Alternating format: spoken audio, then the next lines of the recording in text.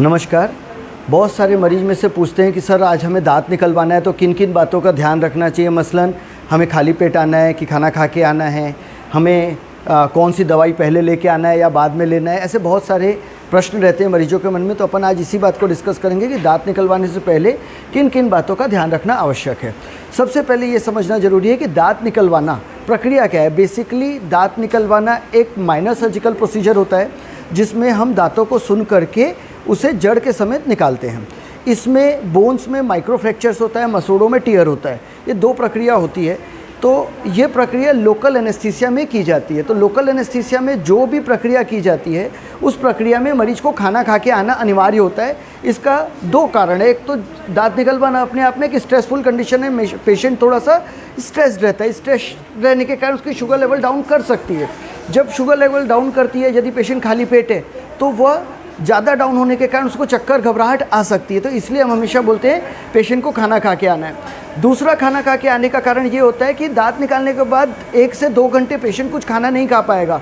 Again वो कमजोरी का कारण होता है। आप सोचिए यदि आप बिना खाना खाए या भूख लगे में खाना नहीं खाएंगे तो एक स्वाभाविक कमजोरी आपको आएगी। तो उस प्रकार दांत निकलवाने के बाद चूँकि हम 1 से 2 घंटे खाना नहीं खा पाते, हमें खाना खा के दांत निकलवाने आना चाहिए। क्या खाना चाहिए? चूँकि हम दांत निकलवाने के बाद एंटीबायोटिक एनाल्जेसिक का यूज़ करते हैं जिसके कारण एसिडिटी बढ़ती है। तो हमें कोई भी तला भुंजा खाना, जो डीप फ्राई खाना होता है, जैसे चिप्स, कुरकुरे, सेव भुजिया, जो भी चीज़ डीप फ्राई हो रही है उस चीज़ों को अवॉइड करना चाहिए। कोशिश करें डेयरी प्रोडक्ट जैसे कि चाय, दूध, इसको हमको 1-2 दिन अवॉइड करना चाहिए। उसके बाद यदि डॉक्टर ने आपको दांत निकलवाने से पहले कोई दवाई प्रिस्क्राइब की है तो कई बार प्रोफाइलेक्टिकली दवाई लेना पड़ता है। यदि जैसे किसी कोई हार्ट पेशेंट है, उसे इन्फेक्टिव एंडोकार्डाइटिस नाम की एक बीमारी का खतरा बना रहता है, तो उसके हिसाब से कुछ प्रोफाइलेक्टिक दवाई दी जाती है। या कभी ज़्यादा संक्रमण ज़्यादा है या फैलने की संभावना है तो डेंटिस्ट उसको दवाई प्रियर टू द सर्जरी देता है, तो वो ज़रूर खा के आना है। एंड जब हम दांत निकलवाने आते हैं तो हमें जजमेंटल नहीं होना है कि मुझे दर्द होगा ही। एक डेंटिस्ट एक क्वालिफाइड पर्सन होता है जो पूरे नियम कानून से एक विधि, एक प्रक्रिया के तहत दांत को निकालता है। उसे पता होता है कि दांत निकलवाने में कब दर्द होगा, कब नहीं होगा। तो अपने डॉक्टर पे अटूट श्रद्धा रखें और दांत निकलवाने में डॉक्टर जैसा जैसा बोले वो करना है। जैसे कई बार डॉक्टर बोलता है कि मुंह कम खोलो या मुंह ज़्यादा खोलो, तो उसकी बात मानना है। हमें स्ट्रेस नहीं होना है। हमें भरोसा रखना है कि जो डॉक्टर, जो डेंटिस्ट दांत निकाल रहा है वो एक क्वालिफाइड पर्सन है and he knows what he is doing. दांत निकलवाने के बाद हम जनरली 2 दिनों तक गर्म और मसालेदार खाना मना करते हैं।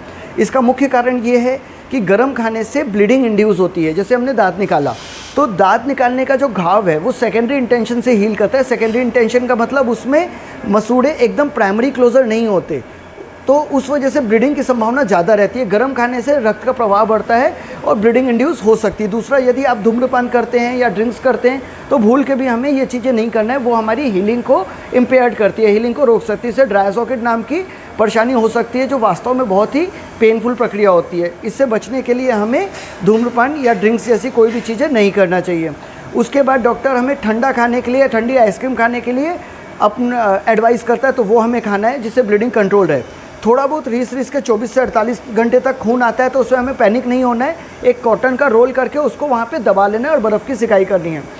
डॉक्टर दवाई जो प्रिस्क्राइब करता है, कई बार मैंने देखा है कि पेशेंट को दर्द नहीं होता और दर्द की दवाई नहीं खाता, जबकि ऐसा नहीं है।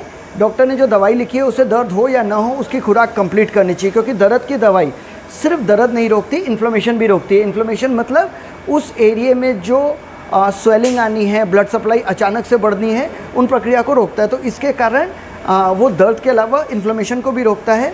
तो हमें डॉक्टर की बताई हुई दवाइयों का डोज पूरा करना है। कई बार मैंने देखा है कि पेशेंट को 2-3 दिन में आराम हो गया, उसने एंटीबायोटिक का कोर्स कम कर दिया। एंटीबायोटिक का कोर्स बीच में रोकने से बैक्टीरिया, जो भी इन्फेक्शन करने वाला बैक्टीरिया है, वो रेसिस्टेंट होता है और अगली बार उसे वो दवाई असर नहीं करेगी या कम करेगी, ऐसी संभावना है। तो हमें बीच में दवाई नहीं छोड़ना है।